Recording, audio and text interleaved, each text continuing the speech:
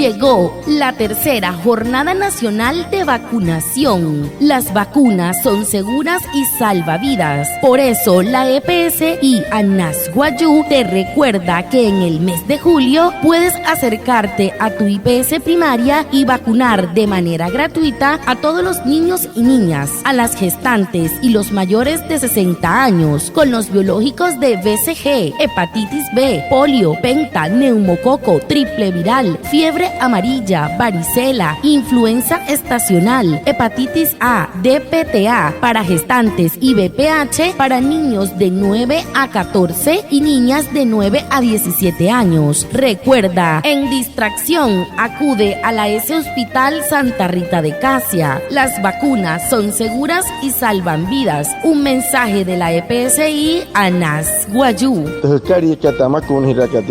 En Colombia, pues bueno, cacique de julio, macuna na pon na tepichca na iru puripuano, ta formreo yo que na rate na hoy suri, hay pirroiqui huya. Spurate macuna que BCG, hepatitis B, polio, penta, neumococo, triple viral, fiebre amarilla, varicela, influenza estacional, hepatitis A, DPTA, o ta puripuano macuna que BPH, o pura tepich toro yo me quieta huine poro piench mo huyo te tepich yeyo, pura me quieta huine poro carrachme huya. Ferrutka para distracción en surut pitatkat Santa Rita de Casias. Ane nahia, ane ruchoni catena ojia.